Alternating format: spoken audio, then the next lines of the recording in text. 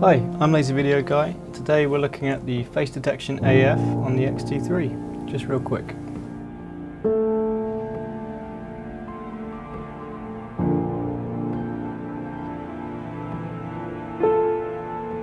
So we shot two setups, one on the tripod and one on the Helix Junior. All of it was long GOP, 200 megabits per second at 50p, all of which on the 18 to 55 kit lens. We shot it all at f4 at 35mm, so it's not the most shallow thing in the world, but I think it'll still be a relatively good test.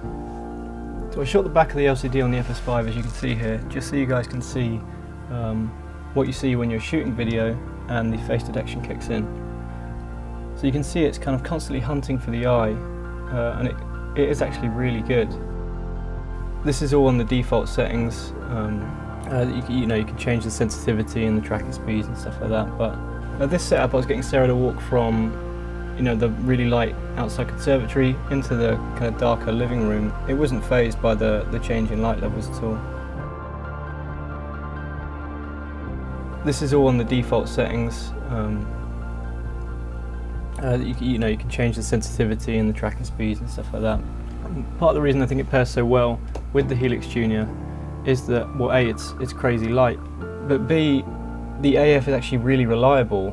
I took it for that test shoot down in Windsor the other day, and it blew me away. It hasn't disappointed me once yet on this particular lens.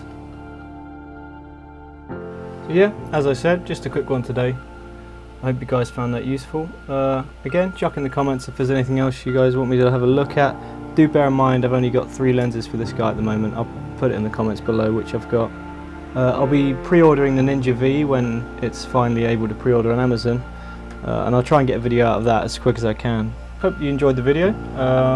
Have a good one. Cheers.